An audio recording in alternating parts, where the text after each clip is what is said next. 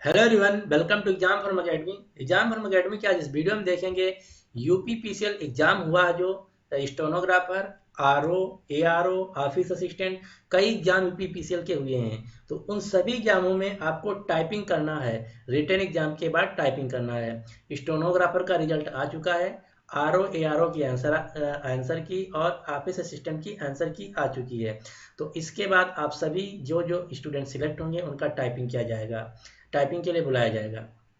तो टाइपिंग जो है एग्जाम का मेन क्रक्स यानी कि मेन पोर्शन है, क्योंकि जो रिटेन एग्जाम क्वालिफाई कर लिए हैं उनके उसके 5 गुना आपके यूपीपीसीएल जो है टाइपिंग के लिए बुलाया है। तो टाइपिंग जो है बहुत ही इंपॉर्टेंट। अगर आप टाइपिंग में छट गए, रिटर्न आपका क्वालिफाई हो गया तो आपको बहुत दुख हो जाएगा। इसीलिए आपको टाइपिंग सीखना बहुत ज़रूरी है। और टाइपिंग में जो स्पीड मांगा है आप इस सभी एग्जाम में यूपीपीसीएल ने वो मांगा है 30 की। तो आज इस वीडियो में हम देखेंगे कि आपको अगर 30 की स्पीड लाना है सिर्फ 15 दिनों में तो कैसे लाएं। कुछ ट्रिक्स और टिप्स हैं आपको जो अप्लाई करने हैं। तो अगर उन ट्रिप्स को अगर अप्लाई कर देते हैं तो आप 15 से 20 दिन में आराम से 100% गारंटी के साथ आपके जो एग्जाम में रिक्वायर्ड स्पीड है मेंटेन कर लिए लेंगे। तो चलिए उन हम ट्रिक्स और टिप्स की बात कर लेते हैं। उससे पहले अगर अभी तक इस चैनल एग्जाम फॉर्म अकेडमी को आप सब्सक्राइब नहीं किए तो नीचे आपको एक रेड बटन दिख रहा होगा, उस पर प्रेस करके इस चैनल को सब्सक्राइब कर लीजिए, जिससे कि मैं जब अगला वीडियो लाऊं आपका कोई भी वीडियो मिस ना हो। एक बात और, यहाँ पर मैं यूपी के जो एग्जाम होने जा रहे हैं जैसे UP triple S C VDO, UP triple S C JE, UP police या अन्य कोई भी एग्जाम, उसके लिए मैं 1000 MCQ क्वेश्चन की सीरीज चला रहा हूँ, जिसका मैं पार्ट 2 आज ही सुबह सुबह अपलोड कर चुका हूँ। तो अगर उस पार्ट 1 को नहीं देखें तो आप जाके देख लीजिए, क्योंकि कोई भी एग्जाम देते हैं तो जनरल नॉलेज के उन 1000 क्वेश्चनों में से बाहर कोई भी क्वेश्चन नहीं पूछा जाएगा। तो वो वीडियो जरूर जाके देखिए। तो चलिए हम जो टाइपिंग है उसके लिए कुछ जो मेन फैक्टर हैं, मेन बातें हैं वो जान लेते हैं। सबसे पहले आपके पास कीबोर्ड होना चाहिए। कीबोर्ड जो होना चाहिए हम प्रेफर करेंगे आपके पास डेल का कीबोर्ड होना चाहिए, क्योंकि नॉर्मली जो कीबोर्ड होता है 100-150 वाला, उसमें क्या होती है जो कीज होती हैं बहुत सटी सटी हुई होती हैं। तो अगर आप दबा रहे हैं छोटा आ तो उसके साइड में जो होता है दा, वो ऑटोमेटिकली दा प्रेस हो जाएगा। इसलिए आप डेल वाला लेफ्ट ये जो कीबोर्ड है वो खरीदिए। डेल का लेफ्ट जो कीबोर्ड है आपको करीब करीब 500 या 550 का मिल जाएगा, क्योंकि जो उसमें की स्पेसिंग है बहुत अच्छी है। की जो स्पेस, की के जो बीच में स्पेस दिया हुआ काफ़ी स्पेस है। जिस की को आप प्रेस करेंगे वही की प्रेस होगा। तो हम आपको सबसे पहले प्रेफर करते हैं कि डेल का कीबोर्ड यूज कीजिए। उसके बाद ये मैं आपको एक नोट्स दे रहा हूँ, जिसमें ये जो नोट्स है कृति देव का। हाँ एक बात और, जो यूपीपीसीएल में टाइपिंग मांगा फॉन्ट वो है कृति देव फॉन्ट में। आपको किसी अन्य फॉन्ट जैसे मंगल हुआ या कैलिबरी हुआ किसी पे नहीं, सिर्फ कृति देव पे ही टाइपिंग करना, अन्य कोई भी फॉन्ट मान्य नहीं होंगे यूपीपीसीएल में। तो मैं जो आपको एक चार्ट दे रहा हूँ तो ये कृति देव फॉन्ट का है। तो चार्ट में क्या है, जो इंग्लिश कीबोर्ड होता है उसमें जो हिंदी अल्फ़ाबेट होते हैं वो कहाँ कहाँ होते हैं आपको याद करना है। जैसे इंग्लिश जो कीबोर्ड होता है क्वार्टी, QWERTY, और छोटा बड़ा ब्रैकेट खुला ब्रैकेट बंद, ये होता है। तो क्यू के जो नीचे होता है वो छोटा ऊ का मात्रा, डब्लू के नीचे बड़ा ऊ का मात्रा, ई के नीचे एम, आर के नीचे ता, टी के नीचे जा, वाई के नीचे एल, यू के नीचे ना। इसी प्रकार दूसरी रो में ASDF होता है, जिसमें ए के नीचे अंक की बिंदी, एस के नीचे आई का मात्रा, डी के नीचे का, ई के नीचे एफ के नीचे छोटा।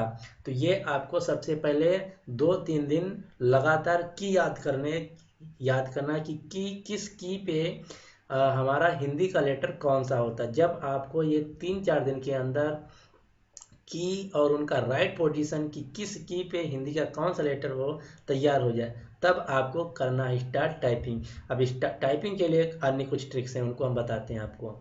सबसे पहले उसके बाद जब आपकी की याद हो जाए कि किस की पे हिंदी का कौन सा शब्द है, तब आपको स्टार्ट करना है टाइपिंग। टाइपिंग के लिए सबसे पहले जो जरूरी आपकी कीबोर्ड पे उंगलियों को सेट करना। उंगली उंगलियों को सेट करने के लिए एक नियम है। वो नियम ये है, अगर ये जो इस जिस रो में सीरीज में मतलब जिस क्रम में मैं आपको बता रहा हूँ कि सेट करने को अपनी हाथ की उंगलियों को, अगर उस क्रम में नहीं करेंगे तो आपको जो टाइपिंग है बहुत कठिन हो जाएगी और आपकी स्पीड जो 30 की है कभी मेंटेन नहीं होने वाली है। तो आपको जो क्रम है उंगलियों को, जो आपको चित्र दिख रहा है, इसी क्रम में मेंटेन करना है। इसे कनिष्का इस उंगली को कहते हैं, उसके बाद अनामिका इस उंगली को कहते हैं, मध्यमा, फिर तर्जनी, फिर अंगूठा। तो ये जो अंगूठा, तर्जनी, मध्यमा, अनामिका, कनिष्ठिका है, जिस प्रकार से आपको चित्र में दिख रहा है उसी प्रकार कीबोर्ड पे सेट करना है। अगर आप कोई भी उंगली इधर से उधर कर दिए तो आपका स्पीड नहीं आएगा, कभी नहीं आएगा, मैं आपसे वादा करता हूँ। क्योंकि जो कीबोर्ड है उसी डिजाइन में ही डिजाइन किया गया है जिस हिसाब से आपकी उंगलियां कीबोर्ड पे सेट होती हैं। तो दूसरे दिन सबसे पहले 2 या 1 दिन में या 2 दिन में जितनी देर में हो सके आपको एक चार्ट याद करना है कि किस की पे हिंदी का कौन सा शब्द है। उसके बाद अगले दिन आपको क्या करना है, आपको अपनी उंगलियों को सेट करना है कि किस इंग्लिश के की पे हमको कौन सा उंगली रखना है, बायां हाथ कहाँ से स्टार्ट करना है, दायां हाथ कहाँ से स्टार्ट करना है। उसके बस आपको टाइपिंग चालू कर देना है। टाइपिंग चालू करने के लिए जो सबसे पहले आपको अभ्यास करना है वो अभ्यास ये करना है कि कई स्यासा कई स्यासा कई स्यासा आपको कम से कम 200 बार टाइप करना है। ये मैं कई स्यासा क्यों कर रहा हूँ, कई स्यासा से पहले कुछ और भी है। और क्या है, सबसे पहले अंक की बिंदी है, फिर अय का मात्रा है, फिर कय है, उसके बाद स्यासा, उसके बाद अंक की बिंदी कय। तो ये जो मैंने बताया है आपको क्रम रखने का, उसी क्रम में लाइन लिखी हुई है, तो आपको ये टाइप करना। उसके बाद अगले दिन आपको कई स्यासारा टाइप करना। ये क्यों, क्योंकि ये जो यहाँ कीबोर्ड दिख रहा है आपको, ये पहले दिन आपको कवर हो जाएगा ये वाला रो, दूसरे दिन आपको कवर करना है दूसरा वाला रो। तो इस प्रकार से आपको तीसरे वाले दिन इस रो को कवर करना है, चौथे वाले दिन इस रो को, फिर पांचवें वाले दिन इस रो को, फिर छठवें वाले दिन इस रो को। इस प्रकार से एक एक करके रो एक एक दिन सीखना है। और एक रो सीखने के लिए आपको करीब करीब 100 से 200 बार एक ही रो टाइप करना, एक ही लाइन टाइप करना है। जब एक लाइन 100 से 200 बार टाइप करेंगे तो ऑटोमेटिकली आपको शब्द और वो किस की पे है ऑटोमेटिकली याद हो जाएगा। जब याद हो जाए तो आपको लेना है एक हिंदी का पैराग्राफ। अब हिंदी का पैराग्राफ लेंगे तो सबसे पहले ये चीज़ टाइप कर रखे होंगे, तो आपको की और वो कौन से हिंदी का शब्द जो है किस अंग्रेजी के किस की पे याद हो चुका होगा। अब फट फट फट फट टाइप करते जाइए पैराग्राफ। उसके लिए कुछ नियम है। नियम ये है, सबसे पहले आप अपनी एक्यूरेसी को मेंटेन कीजिए, स्पीड को नहीं। 30 एग्जाम में स्पीड मांगा है तो 2 दिन में 30 नहीं आने वाली है, ये सभी को पता है, आपको भी पता है। तो सबसे पहले क्या मेंटेन करना, आपको एक्यूरेसी मतलब जो एरर यानी कि जो गलतियां हो रही उनको हटाना है। आपकी 5 की स्पीड है, 2 की स्पीड है, 1 की स्पीड है, कोई फर्क नहीं पड़ता, चाहे जितनी स्पीड हो, कम हो या ज़्यादा, कोई नहीं मतलब। सबसे पहले आपको 5 दिन अपनी जो गलतियां उनको हटाना है, क्योंकि जब शुरू में टाइप करेंगे आपको गलतियां होंगी, कहीं कामा नहीं लगाएंगे, कहीं पे कुछ टाइप करेंगे दूसरा टाइप हो जाएगा, कहीं पे कोई वर्ड आपको पता नहीं होगा, तो ये सभी गलतियां पहले हटाना है।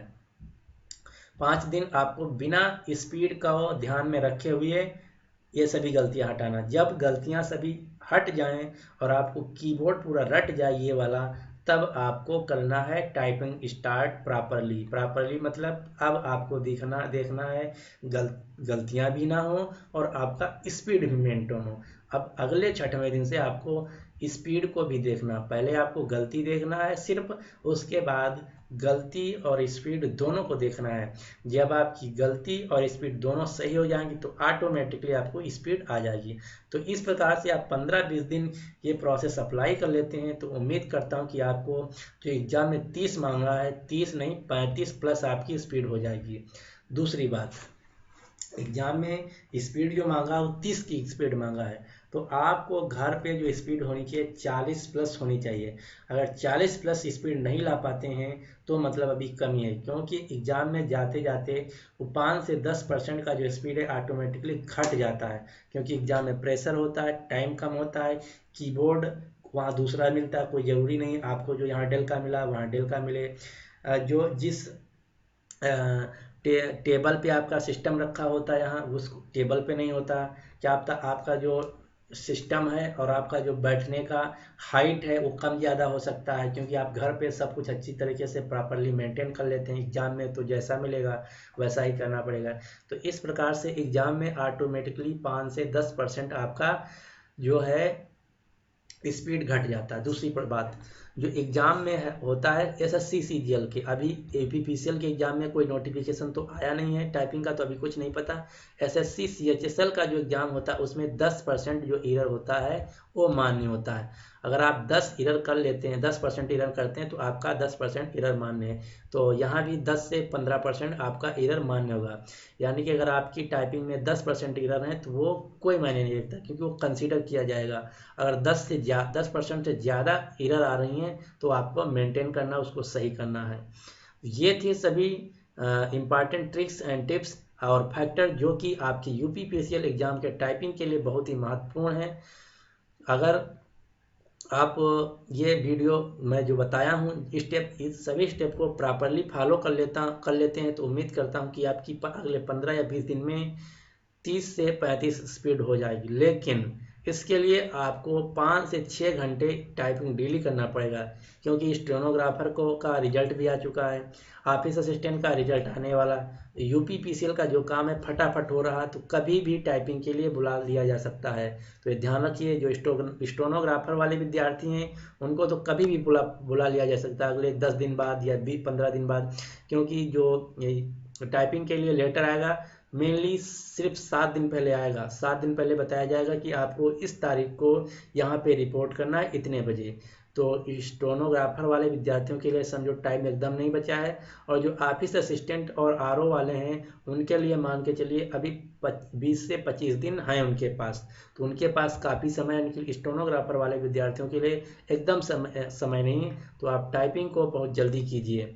सो फाइनली मैं उम्मीद करता हूँ आपसे कि आपको वीडियो पसंद आया होगा। तो आपको वीडियो पसंद आया है तो हमारे चैनल एग्जाम फॉरम अकेडमी को अगर अभी तक आप सब्सक्राइब नहीं किए उसको सब्सक्राइब कर लीजिए, क्योंकि यहाँ पर मैं यूपी सभी एग्जाम के लिए स्पेशल जीके सीरीज चला रहा हूँ, जिसमें मैं 1000 क्वेश्चन कवर करने वाला हूँ।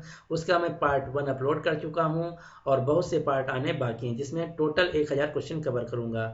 So finally thanks for watching and good luck for your exam.